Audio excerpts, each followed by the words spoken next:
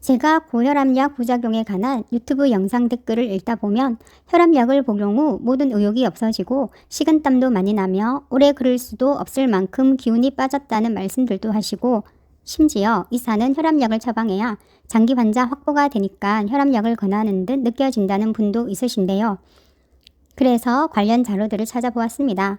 조선일보 2022년 5월 12일자 기사에 미국의 고혈압 전문가 모인 스프린트 연구그룹의 자료에 따르면 수축기 혈압이 130을 넘는 50세 이상 성인 9,361명을 대상으로 연구한 결과 수축기 혈압을 120 이하로 철저하게 관리한 그룹이 느슨하게 관리한 그룹보다 심혈관 질환 사망 위험이 약 70% 낮았다고 합니다.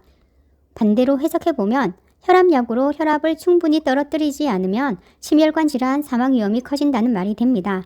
그러니까 내가 먹는 고혈압약은 심혈관 질환 사망 위험을 낮게 유지하는 데 꼭 필요한 약이며 우리의 생명을 지켜주는 중요한 역할을 한다는 겁니다. 하지만 고혈압약만 아무 생각 없이 드시다간 돌이킬 수 없는 건강에 큰 문제가 발생할 수 있는데요. 오늘 영상에서는 고혈압약을 드시는 분들이라면 무조건 숙지해야 할 내용을 알려드리겠습니다. 이걸 제대로 모르고 있다간 어지러움, 두통에서 호흡곤란, 실신치매까지 생길 수 있으니 오늘 영상 끝까지 보시길 바랍니다.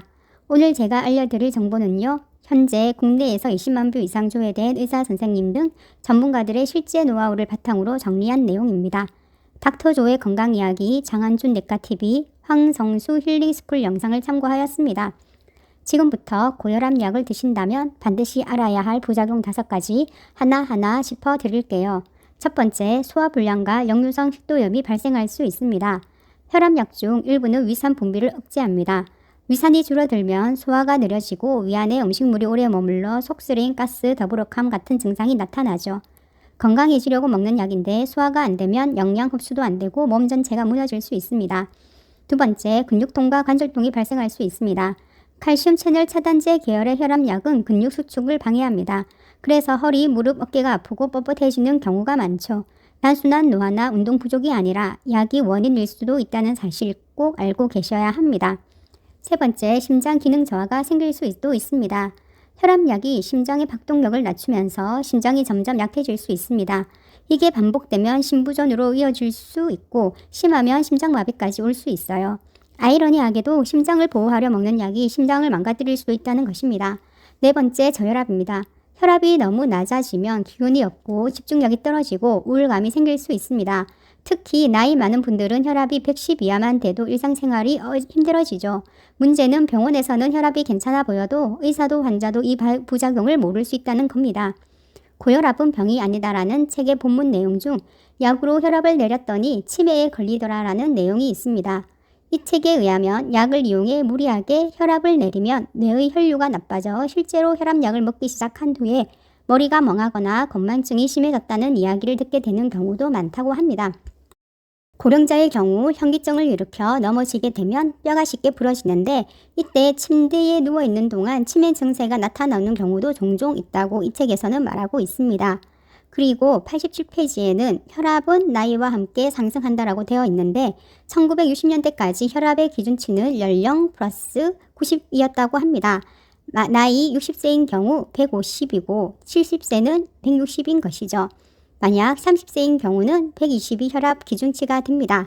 7, 80대 할머니가 얼굴에 주름이 있는 것처럼 혈관도 늙기 때문에 젊은이와 고령자의 혈압 기준은 달라야 한다고 주장합니다. 5번째, 혈류 감소와 혈전 그리고 경색이 생길 수 있습니다. 혈관이 좁아진 상태에서 혈압만 억지로 낮추면 피가 천천히 흐르게 되고 그 피는 혈전, 즉 피떡이 되어 혈관을 막습니다. 그래서 뇌경색, 심근경색 환자가 많아졌다는 지적도 있죠. 예전엔 혈압이 높아 터지는 게 문제였지만 이제는 막히는 게 더 무섭습니다. 그리고 혈류 감소로 인한 발기부전이 생길 수 있습니다. 고혈압약에 관한 유튜브 동영상 댓글에서도 혈압약 먹고 발기부전이 생겼다는 글을 종종 보게 됩니다. 고혈압약 중 일부는 혈관을 확장시키고 혈류 흐름을 조절하는 작용을 합니다. 그런데 이 작용이 음경으로 가는 혈류량까지 줄어서 발기부전으로 이어질 수 있습니다. 현재 복용 중인 약이 있다면 담당 의사 선생님과 솔직하게 상담해 보시는 것 정말 중요합니다. 약 종류를 조정하거나 생활 습관을 함께 개선하면 증상이 호전되는 경우도 많습니다. 그렇다면 어떻게 해야 할까요? 결론은 명확합니다. 혈압이 높을 때는 약이 필요하지만 혈압이 낮을 때까지 습관적으로 먹으면 오히려 해가 됩니다. 결국 매일 혈압을 재고 컨디션을 점검해야 한다는 뜻이죠. 이게 얼마나 피곤한 일입니까? 그래서 가장 좋은 방법은 애초에 약에 의존하지 않는 몸을 만들고 혈관을 넓히는 생활 습관을 들이는 것입니다. 고기, 생선, 계란, 우유 같은 동물성 식품을 줄이고 현미, 채소, 과일 위주의 식단으로 바꾸면 섬유질이 이미 좁아진 혈관을 닦아주고 더 좁아지는 것을 막아줍니다. 여기에 운동, 체중 관리, 스트레스 조절까지 더하면 약 없이도 혈압이 안정되는 경우가 많습니다. 약은 필요할 때만 도움을 받는 도구입니다. 평생 붙잡고 살아야 하는 족쇄가 아닙니다. 지금까지 습관처럼 복용해 왔다면 오늘 이 영상을 계기로 한 번 더 고민해 보시기 바랍니다. 약보다 중요한 건 결국 내 몸을 움직이는 습관입니다. 오늘부터라도 약에 의존하지 않는 건강한 혈관을 만들어 가시길 바랍니다. 오늘 영상이 도움이 되셨다면 좋아요와 구독 부탁드립니다. 감사합니다.